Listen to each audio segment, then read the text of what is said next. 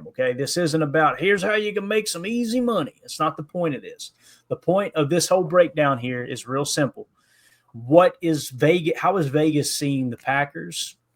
Super Bowl odds, conference championship odds, the NFC North odds, and then a few players sprinkled in here. So we'll just kind of take it one at a time. I agree, Chuck. Truer words have never been spoken, sir. First things first, Super Bowl winner. Okay, here are the Super Bowl winning odds. Kansas City Chiefs and the Philadelphia Eagles lead the way at a plus 600. Obviously, the low number wins here, guys. Baltimore Ravens are in third at plus 650. Buffalo Bills in fourth at plus 700. Detroit Lions fifth at plus 900. Then you've got the 49ers at plus 1,300. The Bengals at plus 1,600, along with the Commanders at plus 1,600. Then you got your Green Bay Packers tied with the LA Rams at plus 2,000. So when you look at the Super Bowl odds, we are what? The 1, 2, 3, 4, 5, 6, 7, 8, ninth best odds to win the Super Bowl this year. I don't know about you guys, but I think we're in a pretty good spot seeing that we had the youngest roster in the league last year. We got a little bit older this year. I feel like this roster got better. But we just showed you with the PFF breakdown, they believe you got significantly better in terms of who you lost compared to who you picked up in free agency. Then you look at the draft class and drafting a receiver for the first time since 2002. You heard that 1,000 times.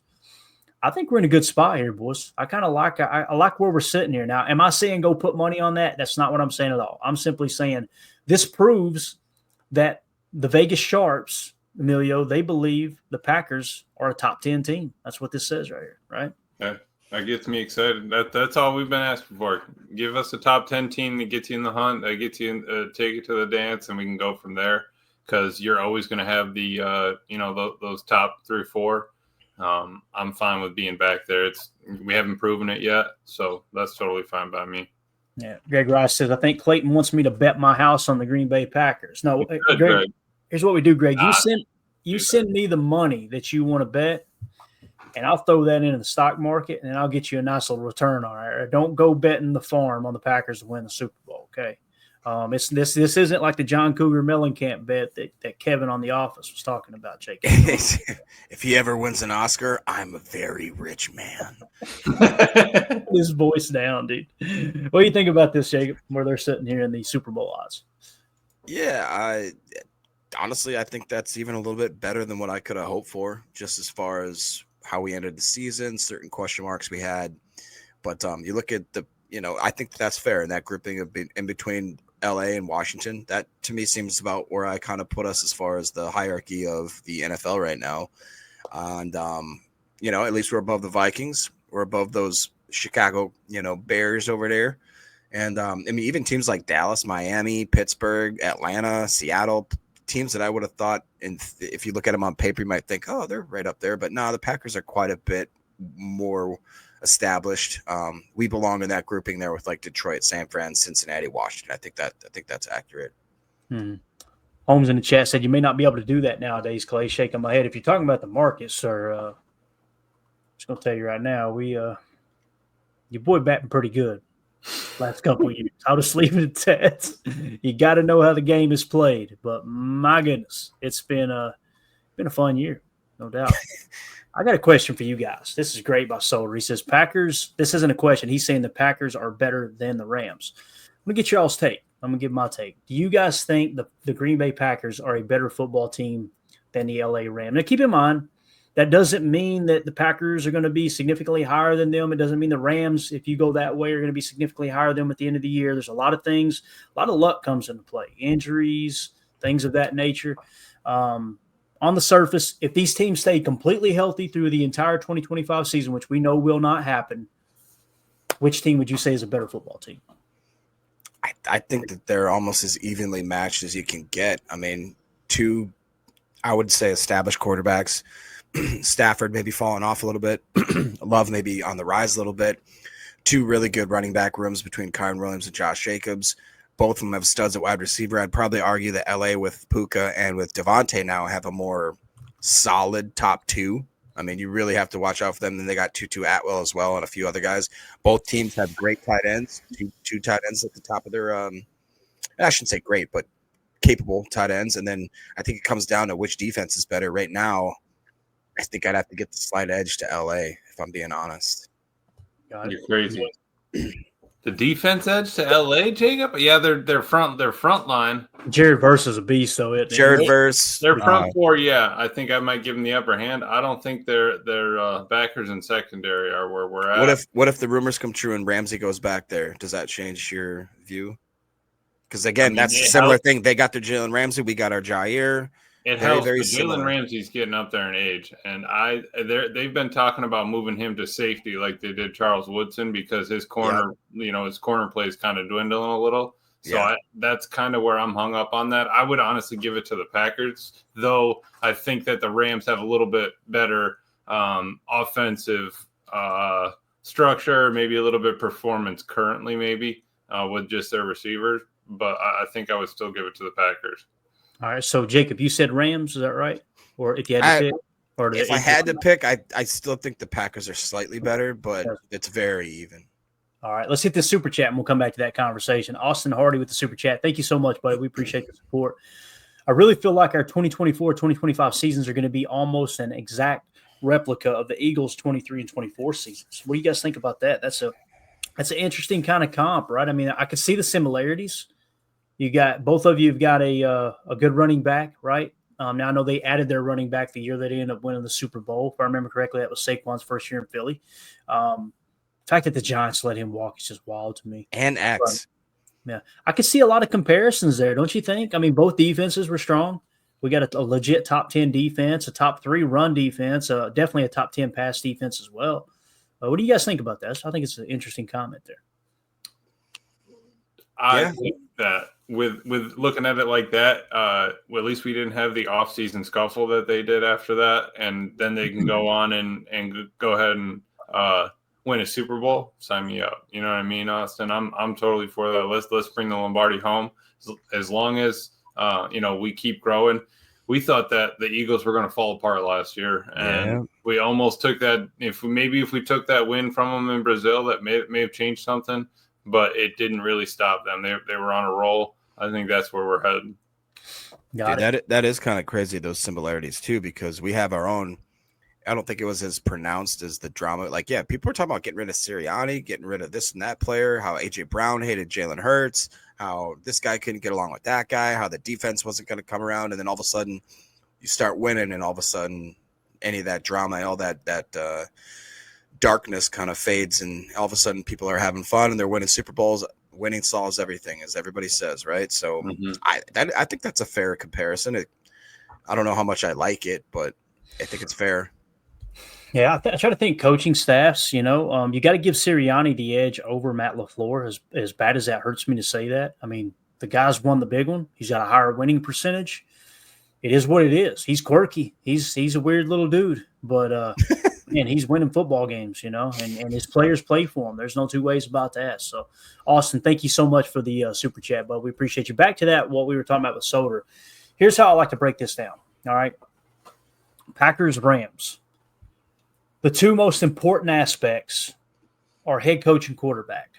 So I would ask you guys a question. Who has the better head coach, Sean McVay or Matt LaFleur? I'm going to go first on these. Which one has a Super Bowl win? Sean McVay.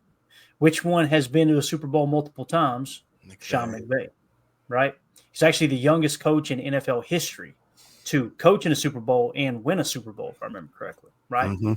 Bad as it hurts, you guys know I'm a LaFleur stan. I think LaFleur is an unbelievable coach. I think he's on a trajectory that if he wins a Super Bowl and he continues with this winning percentage, kind of rate that he's at, he's going to be a Hall of Fame coach. You got to get that ring. There's no two ways about that. And you got to be in that top 10 in winning percentage for him to pull that off. But as Soder says, Matt LaFleur is 5-0 head-to-head. This is how I like to respond to this, Soder. Which would you rather have?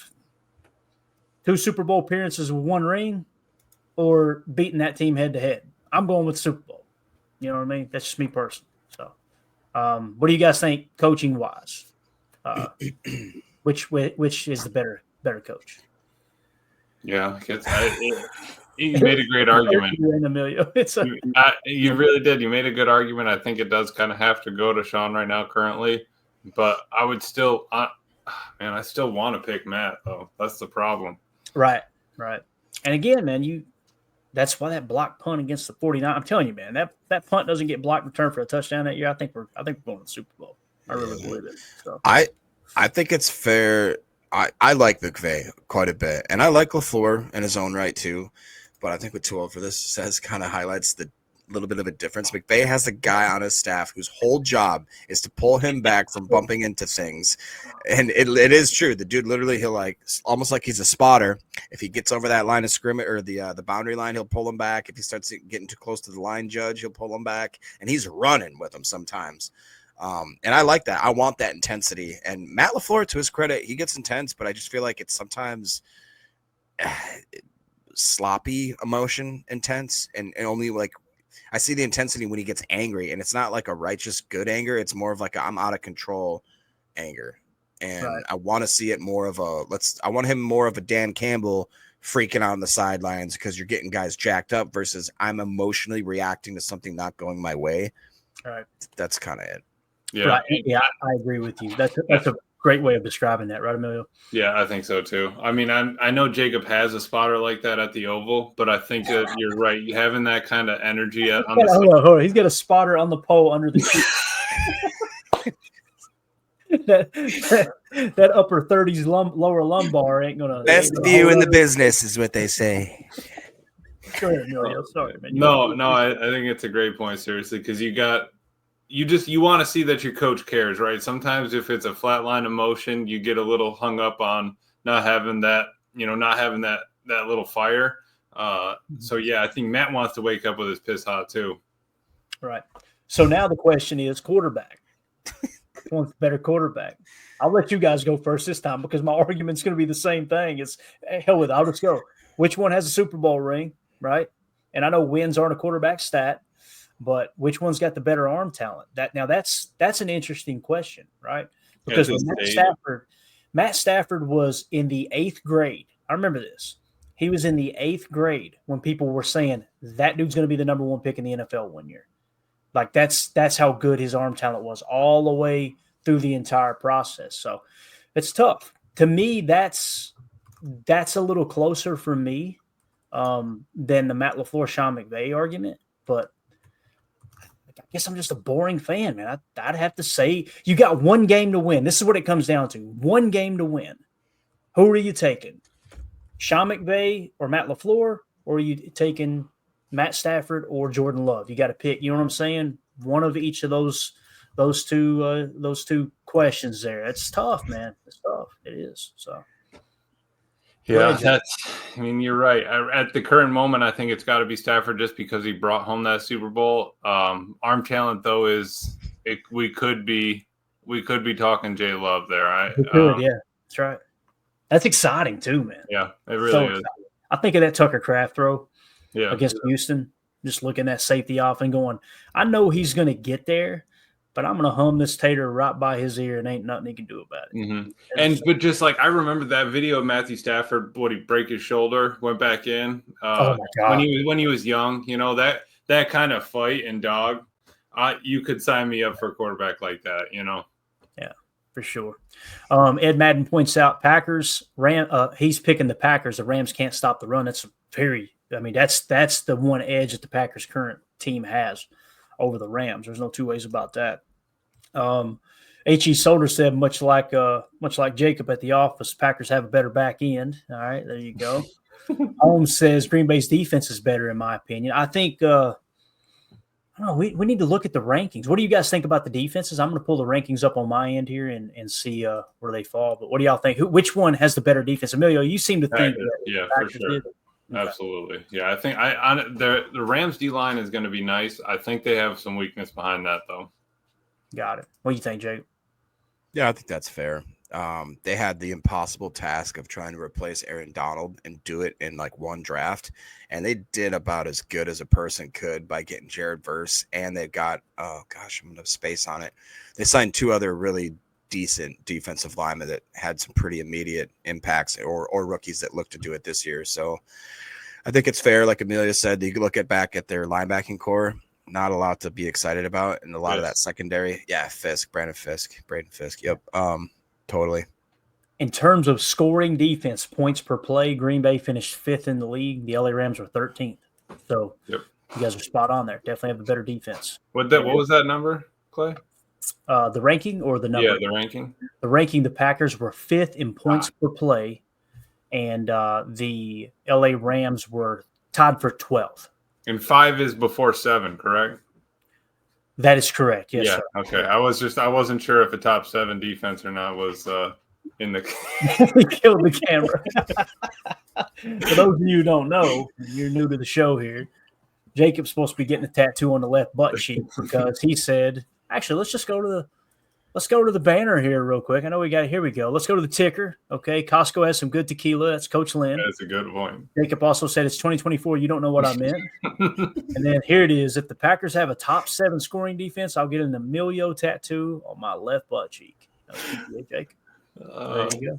Yeah. He also said they were human meat missiles. That was coined in 2024 as well. Dang, I will never forget that one. I immediately went, do I have to edit that out? I think I need to edit that out. Right. Just the tip. That was head coach Tupac. There you go. I actually make good music. Jacob was half of our quotes from the test. Yeah. This is my favorite. They're winning 14 games, boys. Bucket. PTA Tim. Third and Wicks, Clay. Look at you. 2023, 3rd and Wicks. Boy, I jinxed the hell out of that one, didn't I? Drinks the Gatorade of working. Tucker Kraft drinks the Gatorade of working, man. That's a fact. PTA Tim, are you worried about Brazil? I'll play the Eagles on the damn moon's what he said. Oh, and then the bet, man. Right, we got to give those Krispy Kreme donuts away. Oh yeah. All right. Now it got serious. See, let's just get that off the screen now. It don't even matter. All right. So let's move along now to the next one. Let's go conference. All right. So we talked Super Bowl. Now let's talk conference champs. Let's don't even really worry about the AFC too much. I thought this was interesting. So the Vegas odds, according to ESPN Bet, for the NFC champion team is the Philadelphia Eagles at plus 300, the Detroit Lions at plus 400, the 49ers at plus 650, the Washington Commanders at plus 850, and then the Green Bay Packers at plus 1,000. So according to Vegas, again, even slate, clean slate going into this year, they have the Green Bay Packers as the 5th best team in the NFC. That gets me excited that we're a full plus 400 better odds over the Minnesota Vikings, because there's some people that think the Vikings are just going to plug and play J.J. McCarthy and be as dominant as they were last year. I just don't see it. But what do you guys think about that NFC champion odds there? I think that us talking about the Rams the whole time, are the numbers right there are telling us that we are pretty evenly matched, and I think that's kind of where we ended up landing. Both of us had plus 1,000 there. I mean, we're right in it. We really are. And if Detroit, we don't know what's going to happen with those two, the two new coaches. So their plus 400 might be an issue. We'll see. Top 5 is perfect, though. Yeah. Jacob, does that surprise you there? Do you think we should be higher or lower? What do you think, man? No, I think that's just about right. Like Emilio just touched on, there are a lot of pieces that are still to be seen in Detroit. I think Philly's going to Philly. They'd lost a bunch of pieces on that defense, but they just are so good at drafting and replenishing. San Francisco, a couple of questions on that offense, when they lose Debo and all that, but I think that they deserve to be there. They just perennially are good. And Washington is one where I feel like they could earn that ranking, but I feel like they could be a candidate for taking a steep drop off. Like, I don't think that anybody expected them to be nearly as good as they were last year. And if for whatever reason Jalen regresses, I think that's how the offense, the whole team goes as he goes. And I could see them possibly just sliding out. I could also see them absolutely turn it on and probably being like either that 1 or 2 ranking next year. But I think Packers being 5th, I think it's realistic. And I think it's, like you said, better than the Vikings, better than Tampa Bay. That to me is pretty impressive. Yeah. I know many people will look at the Niners and go, no, man, they should be lower than the Packers. I don't know, boys. But this is perfect right here, what 2-0 for this says. Niners season relies on Christian McCaffrey's health, and that's as shaky as it gets. It's a great point. If he stays healthy and Bosa stays healthy and Fred Warner stays healthy, right, they got their quarterback in Brock Purdy. We showed George Kittle's numbers the other night. I was prepared to go look at Tucker Kraft keeping pace with George Kittle. His first year in the league as a starting tight end wasn't even close. George Kittle had over 1,000 yards receiving. It was something, was it 1,400 yards receiving his first year in the league or something crazy, right? So if George Kittle is good to go, they say he's in the best shape of his life this time of year. Everybody says that, right? A lot of the dancers out there at the office do, right, Jacob? They think they're in the best shape of their life, all your buddies over there. So, listen, the 49ers, if they're healthy, they're going to be right back in the mix, and they're going to have a much easier schedule. If I remember correctly, they're going to have one of the easiest schedules in the league this year, I believe, because I think they finished – did they finish last in their division? Am I thinking right, boys? Last or second to last? Second to last, yeah. So that means they'll be playing a much easier. But the 49ers seem like they're always kind of on an up and down season path. Like sometimes they have their up seasons where they're 12, 15, 12 or 13 wins, something like that. And then sometimes they have their 5-6 win seasons, and it just kind of goes back and forth. Yeah, sure. All right. Anything else you guys want to hit on the conference championship odds here? Obviously, the Bears sitting at plus 1,600, significantly lower down the list here. That I think that is projecting they're going to take a step forward this year, and I could see that. It couldn't be worse than last year. Dallas is below Chicago. Boy, could you imagine being a Cowboys fan right now? That's an interesting spot to be in because you think you've got your franchise quarterback. Jacob, I know he absolutely loves Dak Prescott, but the fact that you've got your franchise quarterback, at least the team thinks they do, you've got CeeDee Lamb, who was one of the most versatile wide receivers in the game last year, or has been since he got in the league. I think he got banged up last year, if I remember correctly.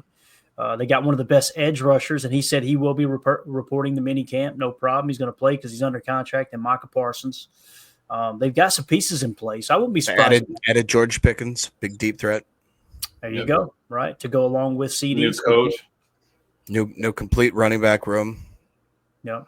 Javonte Williams, drafted Jaden Blue, and they got Miles Sanders. So I know they are a little worried. I know they are a little worried about the running back room a little bit. When I'm listening to their pod. So that's one thing that they are not sure about. And then they always want, Mozzie Smith to step up. They want all these guys on the D-line to step up and kind of fill in those shoes. But again, it's what I like listening to other pods because they're in the same boat we are. They're hoping that their young guys are growing and, turning into something. And they hope that everybody they're bringing in is really going to help it. But you got to work around your quarterback. They're saying Dak's more of a pocket passer now, and that's true. I mean, what happened when he slid and busted his ankle, right?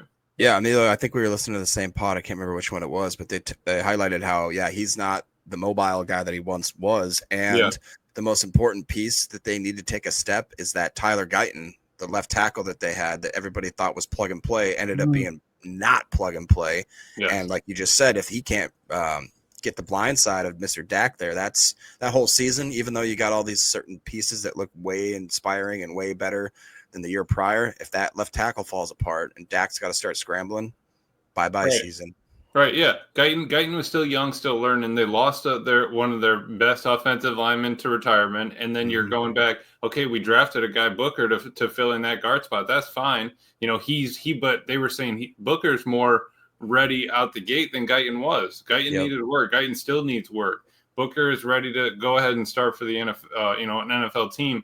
So that's exactly it. And then we're just sitting here like, all right, well, who's going to go in that line spot? Who's going to, is Rashid going to get pushed? Who's going to be our right guard? And that's where, I just like getting another perspective on it. Because the dude that's on there talking, Brian Bradish, he was a scout for Green Bay when they won the Super Bowl in '96. So I like just hearing his points on where they're looking and stuff like that, even though it's for a different team. No. Oh, good points. Let's move on to the division. All right, division winner. Here we go. NFC North, the Detroit Lions at plus 135. And then you've got the Green Bay Packers at plus 260, the Vikings at plus 360, and the Bears at plus 450. You look at the Detroit Lions, that's what this conversation really comes down to. Are they going to take a step back? What did they gain? What did they lose? I kind of felt like it was a push in terms of free agency. They lost some key players. They probably lost more than they picked up in free agency in terms of quality. However, the big thing is that coaching staff. When was the last time a team went on to, win a Super Bowl or win an NFC championship after losing both their offensive and defensive coordinator? There may be multiple teams out there. I don't know the answer to that question, but I have a feeling it's probably pretty darn slim. So the fact that are losing their OC, even though their new OC was already in house. He said nothing's going to change, just a few extra wrinkles. And they bring in another DC. I can't remember who it is right now. It doesn't matter who it is. The fact is, those are two guys that were the most sought after coaches in the entire league last year in terms of becoming head coaches. Obviously, Aaron Glenn ends up with the New York Jets. And then, of course, you've got Mr. Here we go landing with the Chicago Bears, right? So I think it's reasonable to say Detroit is going to take a step back, Jacob. You throw in the fact that Frank Ragnow, one of, if not the best centers in the entire league, just up and retires. Now, I know they got Tate Ratledge, and they said he's looked good in camp, but Tate Ratledge is not going to step in and play at the level that Frank Ragnow did. He may get there midseason. He may be there in a couple of years, but Frank Ragnow was a dog, man. I mean, that dude was out there playing with a torn pec last year. He had a broken throat. You ever heard of a broken throat? At the club, yes, I have. Whoa. Jacob's eyes light up. Anyway, Jacob, what do you think? It's still on loop. Do you think? No, I meant to stop that one, and it just fired me right back up. So that's why Tim is the best. He is the best. That's right. And again, he'll play the Eagles on the damn moon. What do you think, Jacob? Do you think we got a shot to win the North this year? Or do you think the Lions just kind of hold firm there and we're looking at a wild card spot? Yeah, I really do think we have a very good shot to win the North. I think that those two teams should be a little more like the NFC West breakdown, where you got 150, 160, and then a couple of the other ones fall off because, I just don't see the Vikings having such a smooth transition as you highlighted, J.J. McCarthy. We know the Bears are the Bears. They're just going to lay a bunch of dookies no matter what they do. And with Detroit, I just think that, that's a lot to overcome. It really is. And I saw a fair point, somebody in the chat, I can't remember where it was, but they said, they're getting Aiden Hutchinson back. That's a big piece to offset some of those crazy worries and losing certain people. But Dan Campbell's a rah-rah coach. He's not an X's and O's guy. And he lost two of the best X's and O's type analytical scheming, greats on both sides of the ball that are in the league now. So, yeah, I think it's a good point. I don't know, Emilio. How do you see it here, man, with the Lions? You think they're going to hold firm? They're going to take a step back, missing both coordinators, or early in the offseason, losing your center, that's tough. I think that's going to be an issue, like Jacob said. Like we've talked about, coaches could be an issue. We might be able to catch them early. We catch them on that first game, get the dub, get that one out of the way. That could be a great start and could be the start of their slip. But it is tough, when you're that rah-rah coach having to bring everything in. If you can't get them to buy into that rah-rah when it's later on in the season and stuff like that, because it's not really working out for you. If they don't go 14-2, is that rah-rah going to mean anything? If they're going 9-8, why are you sitting here telling us to buy kneecaps if we're just barely staying above 500? Right. So great point. Ed Madden says death, taxes, and the Bears always suck. Amen to that, sir. Amen. Yeah. All right. So just a quick glance at all the divisions here. All right. Vegas says the Detroit Lions will win the North. The Eagles are going to run away with the NFC East over the Commanders. The NFC West is going to be won by the San Francisco 49ers, although the LA Rams are right behind them at a plus 160, with the Niners being at plus 150. And then the Tampa Bay Buccaneers will win the South at a plus 105. So when you look at the closest races here, the Packers are 135 behind the Detroit Lions. It's a huge drop-off between the Eagles and the Commanders. The closest race seems to be San Francisco and the LA Rams. And, other than that, the Packers, I think, would be the next to closest. Maybe Atlanta closing in on Tampa. I think Tampa will run away with that division personally. So anything else there, gents, on the divisional numbers? I kind of feel like Vegas is – I don't look at any of this and go, whoa, they're way off there. You know what I mean? Yeah. No, that makes sense. Deadfish, just with a fun fact here. Hard to believe that the draft was 6 weeks ago tonight. That is actually pretty crazy. Which brings me to a fun fact. Look at Emilio's draft right there. Ferris Bueller's actual day off in the movie was June 5th, 1985, which is 40 years ago from today. So heard it from a fan right here. You've never seen Ferris Bueller's Day Off? Oh my! I cannot believe we've talked about this before, bro. Clayton, you've never tried to take the miles off a car? Yeah. Yes. You've never just jacked up a car and tried to take the miles off of it? Please tell me he put it in reverse. Did he He put puts it her in reverse, baby. No, he did not. Yeah. You gotta watch it, bro. You gotta I cannot watch. believe It's such we a went good down that. movie, bro. So that has something to do with him taking a car he wasn't supposed to take. Yeah, on, right? yeah, oh yeah, oh yeah. Yes. Yeah, it's all coming together now. Fun story. I was 10 years old. 10 years old, old Clayton was. And most of my childhood, my parents would just run off to biker meets and be gone for the weekend. And I'd just be kind of left fend for myself from time to time. And I'm glad it was like that, to be honest with you. Maybe not at the age of 10, but at this moment, I can't remember where my parents were, but we had an old Isuzu Trooper. You ever seen one of those? Dude, my parents had one. They're Bro, those are a badass. death trap. Yeah. That thing will roll over so quick. So anyway, it was a stick, and I rode dirt bikes as a kid a lot, so I knew how to work a clutch. And every time they would leave, I'd get that thing out, take it for a spin, right? Oh, for sure. So they left, and I'm like, all right, let's get the Trooper out. Let's go run around a little bit, right? So I hop in that Trooper, had to put a pillow underneath me, could barely reach the clutch, had everything right up in the windshield, right? Long story short, I cruised that thing around for about 45 minutes, ran the gas almost all the way out of it, brung it back, put it right in the backyard. I marked where the tire was because I know my parents are like, they're very meticulous. You know, they're going to know if I moved it. I parked it just right. I'm like, hell yeah, we're good. Hell yeah. I go in there, I'm watching TV, watch Sports Center or something. My dad comes home and went to the bathroom or something, came back in. He went, hey, you been driving the Trooper? And I went, what? Yo. You know how when you're lying as a kid? I was appalled. What? No, I haven't. Well, he went, come here. We walked on the back deck, and the Trooper was in the neighbor's backyard pinned against a tree. I didn't pull the emergency brake. And all I remember is walking out and seeing the top come into view as I get closer to the banister, and it's in the backyard. I'm like, all right. And then about that time, right in the back of the head from Dad. Yeah.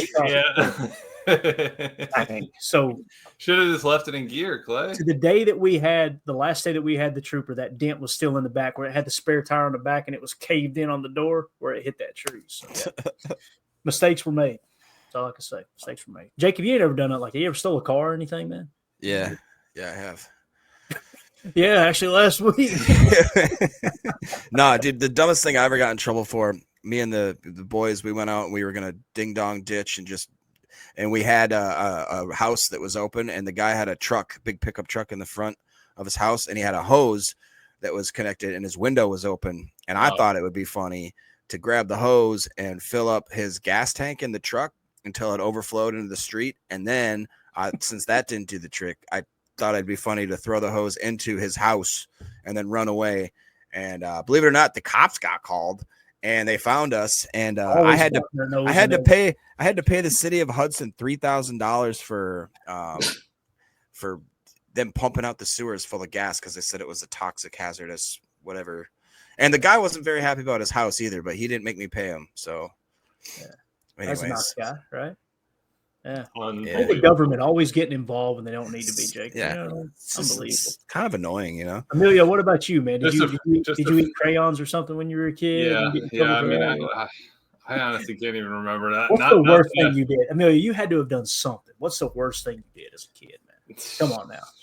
There's got to be something. I mean, I fired up a lawnmower when my mom was inside when I was like 7 years old. I fired up the push mower and started going out there, and she tweaked. But I really can't think of anything crazy bad that I did. That makes It'll sense. come to me. Oh, The one first time. The first time Emilio came to the house here, actually the only time he's been up here, he came up for the draft.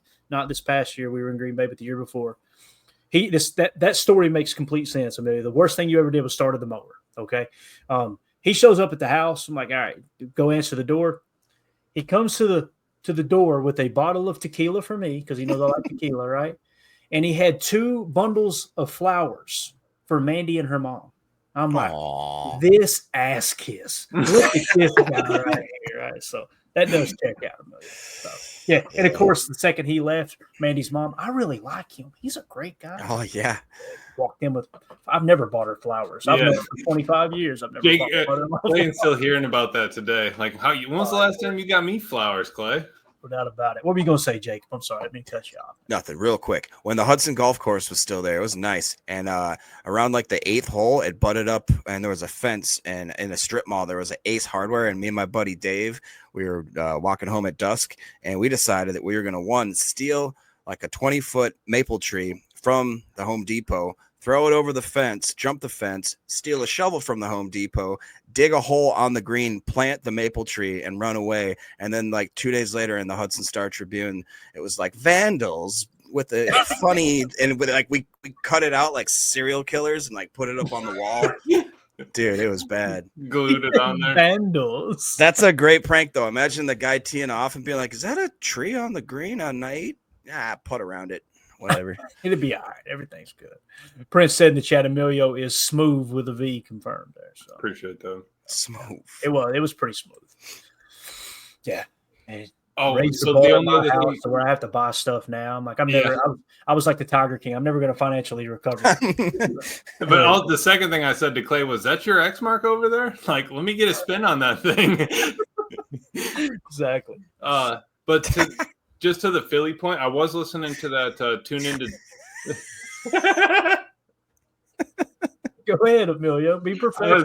I was listening to the Tune Into Dylan pod with AJ Dillon, and he had Sean Clifford on there, and I haven't gotten through the whole thing, but Sean was asking AJ, like, what's different kind of about Green Bay and Philly. He said that Philly just has competition stacked on competitions, and like in this period, he's like, every day there's a competition, every week there's a different competition. In that competition, there's a competition for OTAs, and then there's one for like the whole training camp and off-season program. He said that's probably the only thing different than what you're getting at Green Bay, or the kind of different thing. But Clifford was just talking about how much the team has come together and what the locker room's like inside. He's like, yeah, you see it from the outside, but like we are tight-knit inside that locker room. So it is cool to hear guys that are still there talk about it, and then ex-guys who had been there talk about it.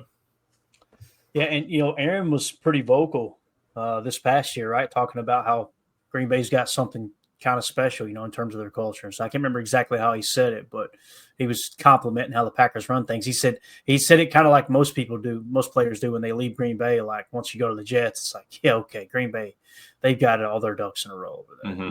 So, all right. Anything else, boys? We good? We've covered it all, man. We've talked about Jacob's illegal activities. We've talked about people are probably going to try to file a complaint on my dad abusing me for smacking me in the back of the head. But hey, let me tell you something. Our household, I'm glad I got my butt kicked as a kid. Because there was many times as an adult, I say this all the time, I'm expecting one of my parents to punch me in the back of the head. Like, okay, better not do that. I'm about to get hit here. So I don't know how you guys feel about I that. never once got a whooping that I didn't 100% deserve. I don't know why I didn't before, to be honest. Seriously. Yeah. All right. Anything, Emilio? You good? No, I'm good. I know Jacob. Hi, Jacob. You hit all the spoons? Oh, bro. Dude. Yes. One time I broke my mother's new set of plastic spoons because I knew she would try to hit me, and thinking that would stop it, she hit me so much worse with the wooden ones. Oh. Bro, I would have never made it. I used to go to school limping, and if they'd look at it, it'd look like a Jackson Pollock painting of just purple and brown and green bruises. Like, my dude. I said 100% that I never did not deserve. Yeah, I did. Yeah, they got creative, man. In the late 80s, early 90s, it was race car tracks, it was cold hangers, it was anything. Dude, I just saw a video of a grandma had a fan blade to square them up. A fan blade. He said, I've seen flip-flops, I've seen belts. I've never seen the fan blade come down. Bro, we had a giant weeping willow tree in our front yard. Oh, that sucker got used. Oh, yeah, those are flexible. Yeah, they are. All right, that's it. We've been off the rails for too long. Appreciate everybody hanging out with. I don't know how the hell the numbers went up while we were having that conversation, but they Twitter fired back up. Yeah, there you go. All right. Appreciate everybody in the chat. You guys were awesome. I want to give a special shout out to Austin Hardy. Thank you for the super chat. Also, if you want to support the show, the best way to do so is join our Patreon community at patreon.com/PackerFan total access. $3 tier gets you access to everything on the in the entire site, where you can see these Vegas odds, stuff like that, little articles we put together, things that we cover on the show that you can go back and kind of look at. You also get an early preview as well. For anyone who's a member of the $3 tier, okay, the cutoff is going to be Saturday at midnight. Anyone who's a member of the $3 tier is going to be entered into a giveaway for an autographed Kingsley Enagbare rookie card. Really, really beautiful card here that was donated by Rick Kruger. So we'll be giving that away on Saturday night's show. Jake, Emilio, appreciate y'all's time, man. Absolutely. All right, we'll see y'all tomorrow, 6:30 p.m. Central. Lord willing, and the creek don't rise. Everybody have a wonderful evening. As always, let's